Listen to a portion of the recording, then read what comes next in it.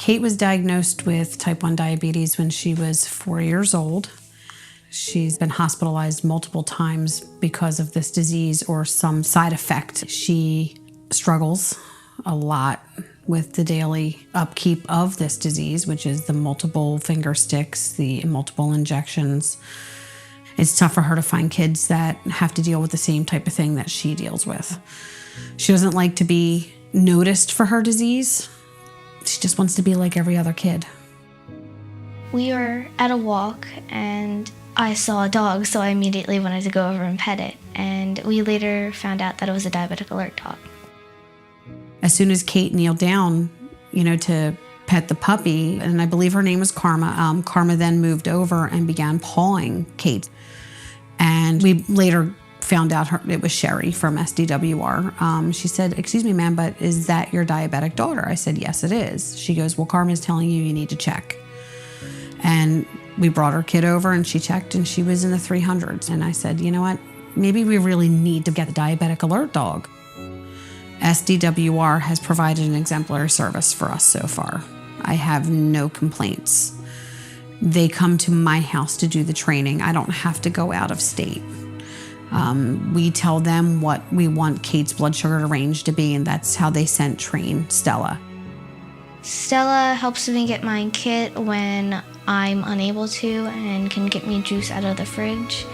And she alerts me to my high and lows by panting and pacing and then pawing or nudging me. Stella also provides companionship. There's a lot to do with Kate feeling alienated, I believe, because of this disease.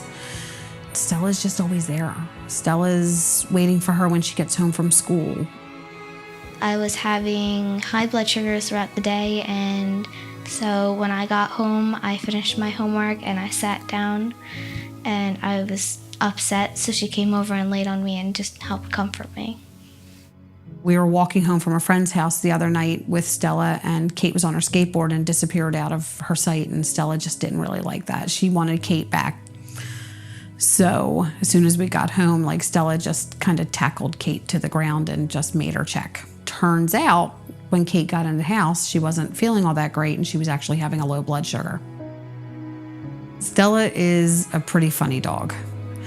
It's almost like sometimes when she knows you're kind of feeling a little down, she just will do something silly just to make you laugh.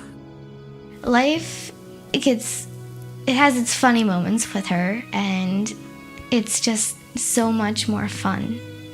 One second she's just laying down, and the next she is getting up and chasing her tail or getting a toy. She just wants to play.